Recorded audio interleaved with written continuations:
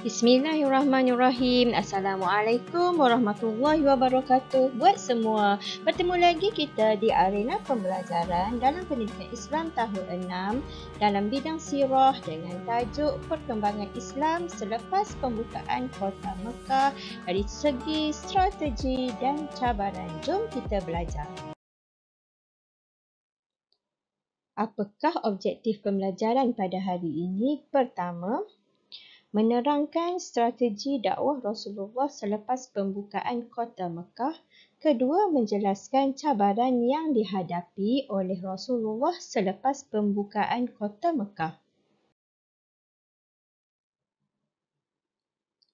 Assalamualaikum kawan-kawan. Waalaikumsalam Siti Sarah.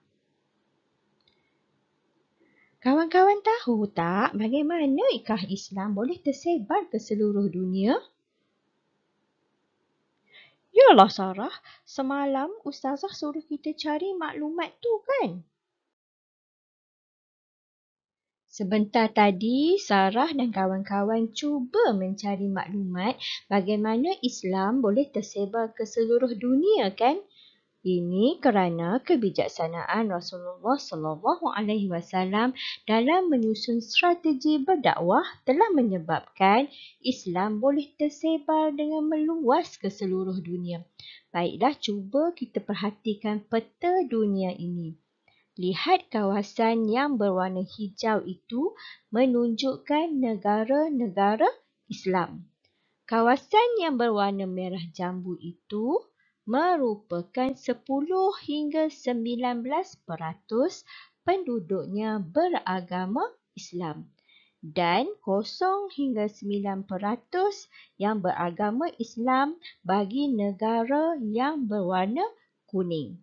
Jelasnya di sini bahawa agama Islam merupakan agama yang dianuti oleh penduduk di dunia ini.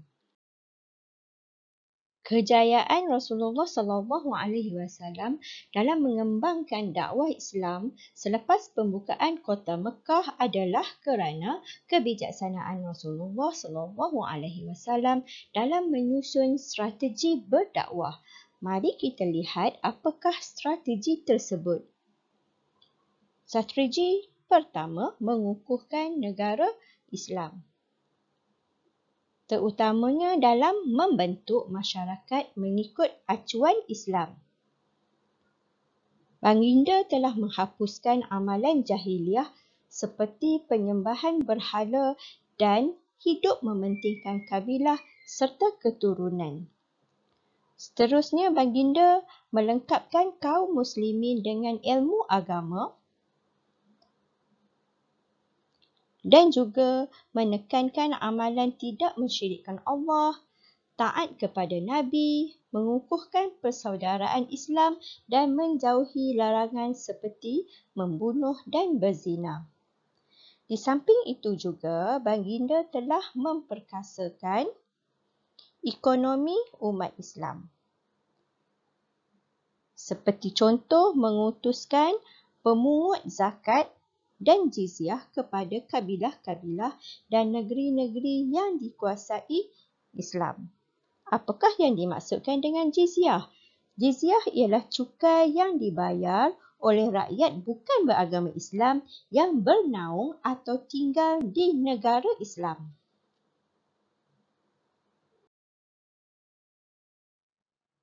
Strategi yang kedua ialah menekankan tanggungjawab berdakwah dalam memainkan peranan menyampaikan kebenaran Islam dipikul oleh setiap Muslim sama ada lelaki ataupun perempuan.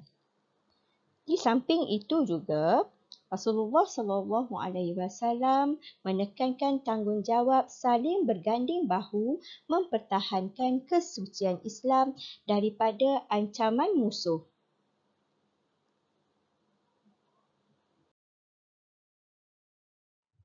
Strategi yang ketiga, menjalinkan hubungan luar,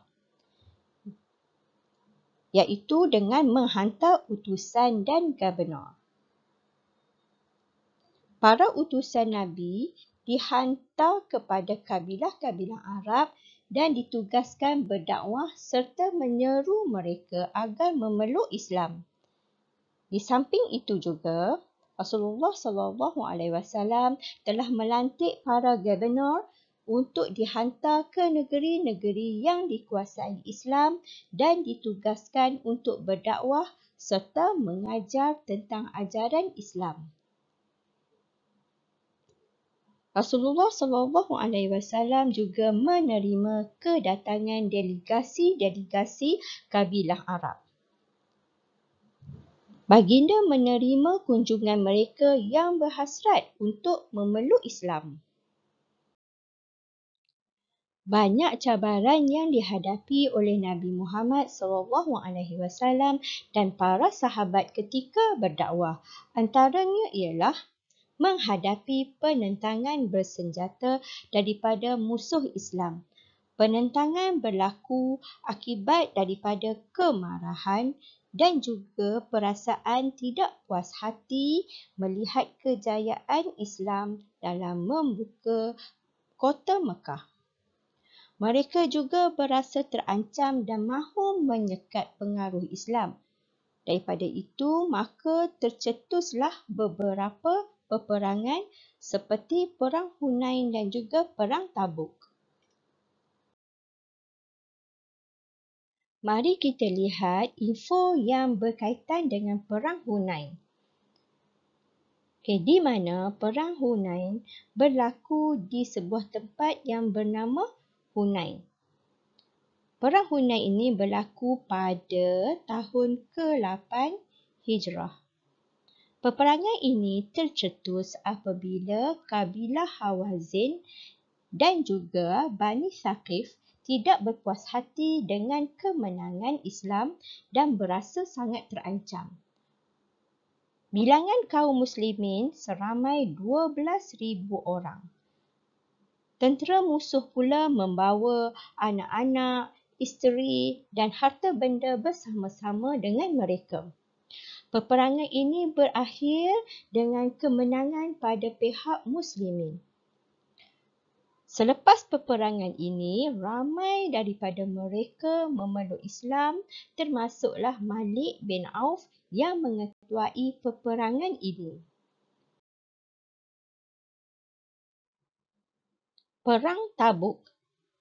Perang Tabuk berlaku di sebuah tempat yang bernama Tabuk pada tahun ke-9 Hijrah. Peperangan ini tercetus apabila kerajaan Rom berasa sangat terancam dan mahu menyekat pengaruh Islam yang semakin berkembang dan meluas.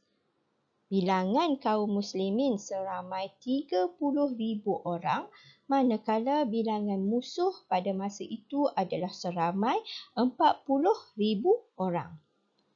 Peperangan ini berakhir dengan kemenangan berpihak kepada orang-orang muslimin tanpa berlakunya pertempuran setelah Allah mencampakkan rasa gerun dan takut di hati musuh.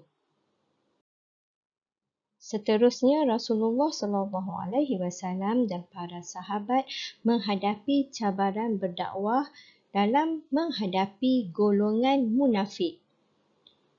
Di mana golongan munafik iaitu golongan yang berpura-pura Islam dan tinggal bersama dengan kaum muslimin. Golongan ini selalu mencari jalan untuk melemahkan kekuatan umat Islam.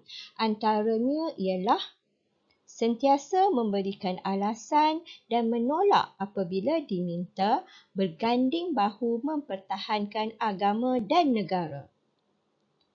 Di samping itu juga golongan munafik ini menjalinkan hubungan dengan Raja Rom untuk bersama-sama melemahkan umat Islam.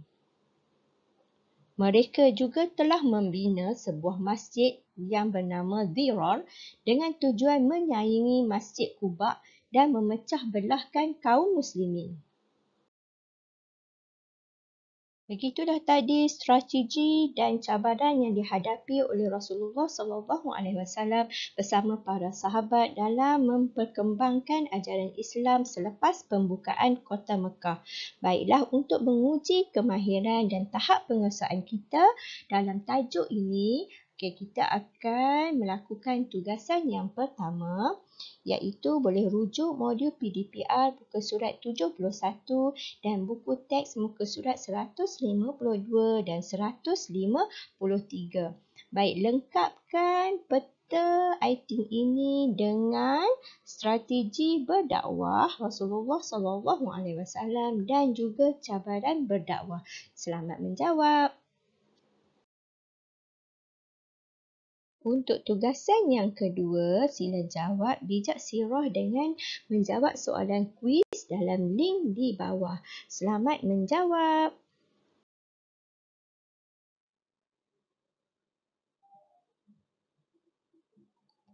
Kebijaksanaan dan strategi berdakwah serta ketabahan menghadapi musuh oleh Rasulullah SAW telah membuktikan bahawa baginda adalah pejuang dan pendakwah yang terbilang. Oleh itu, sampai di sini sahaja pelajaran kita pada hari ini.